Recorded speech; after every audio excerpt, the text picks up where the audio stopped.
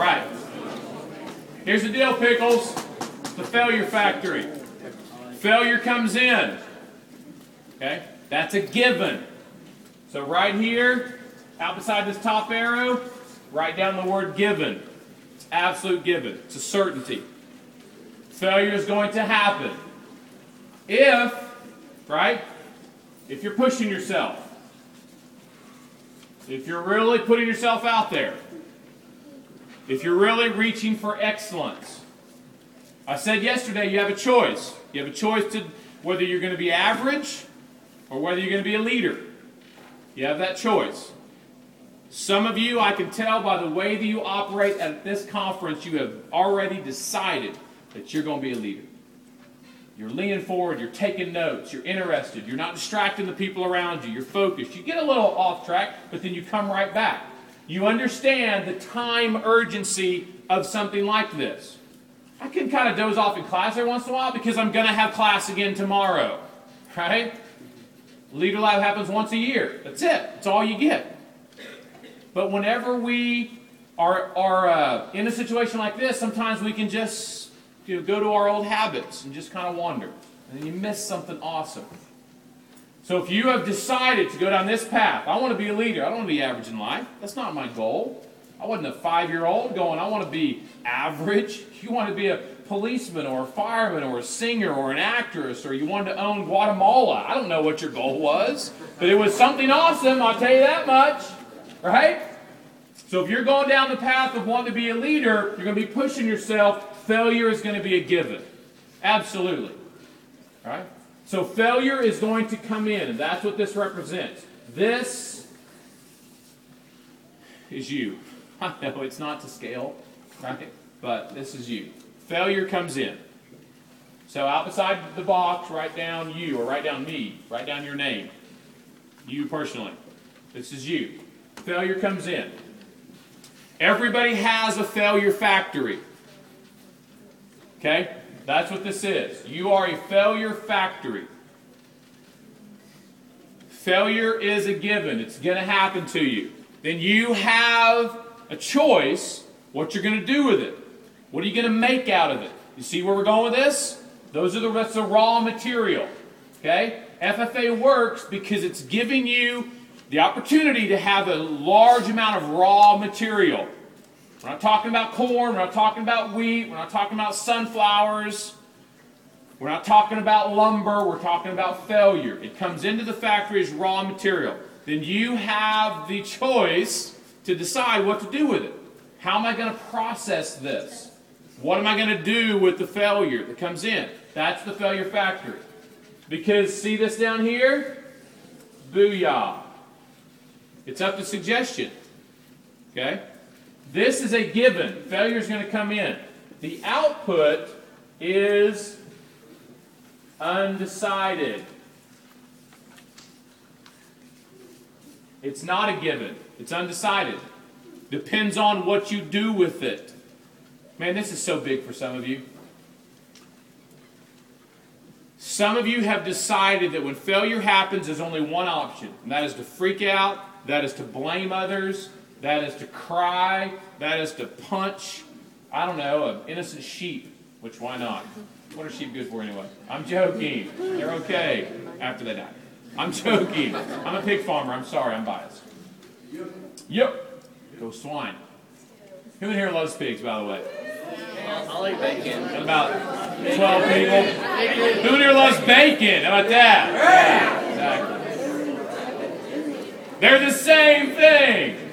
Okay, anyway, so some of you have decided that, hey, once failure happens, there's only one option for me, baby.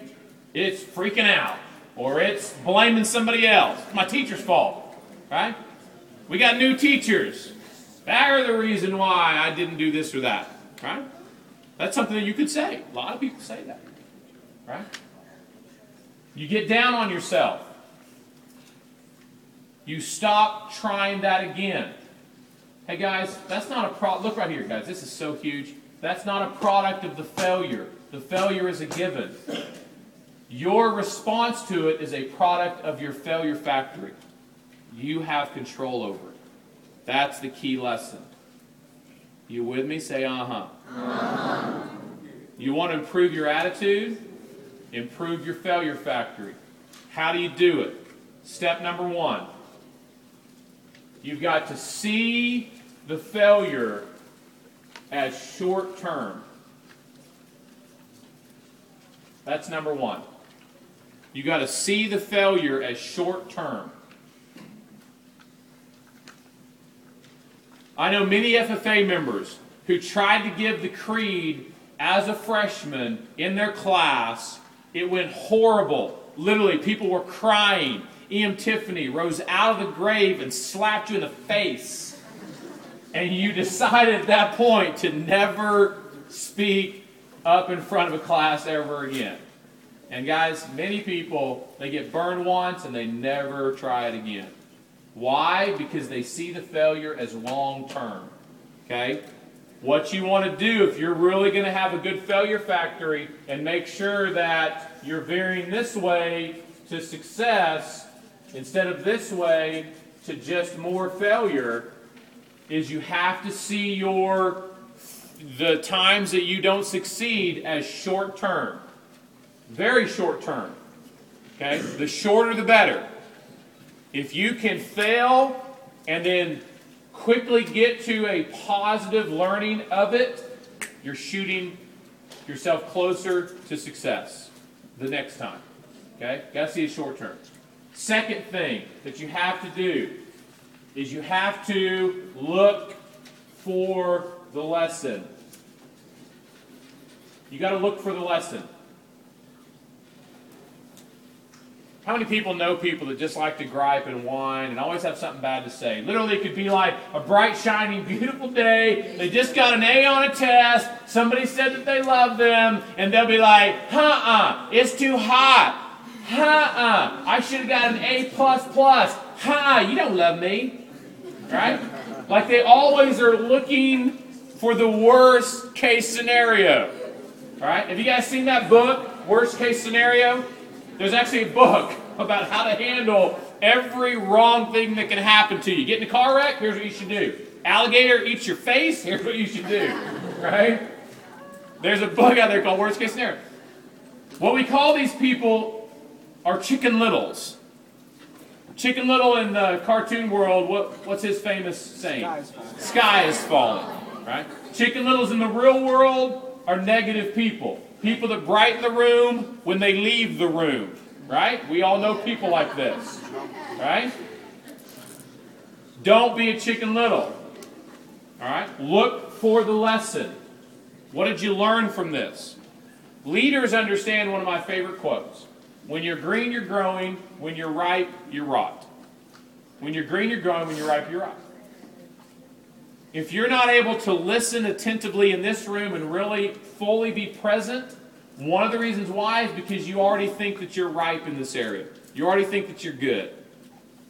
And what you're doing is you're acting not as someone who knows a lot, you're acting as someone who doesn't know a lot at all, actually.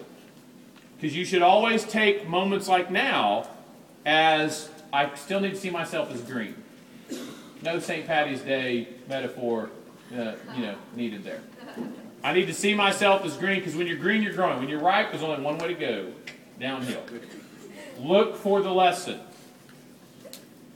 The third thing that you want to do, whenever failure happens, is you need to see it as behavior, not, what's the best word to use here? I'll just put the word self. It's behavior, not self. I'll explain what that means. Just write that down. Behavior, not self. How many people in here have ever tried for something, you weren't able to achieve it, and you really got down on yourself about it? Just be honest. Absolutely. Why do we do that? Because we're human. We have belly buttons, right? Then that's just a natural response. Okay?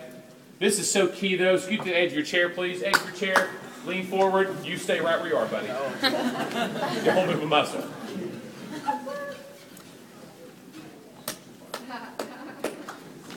This is, no. Don't go there. All right,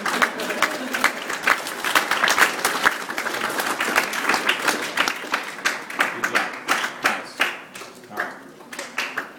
This is so key.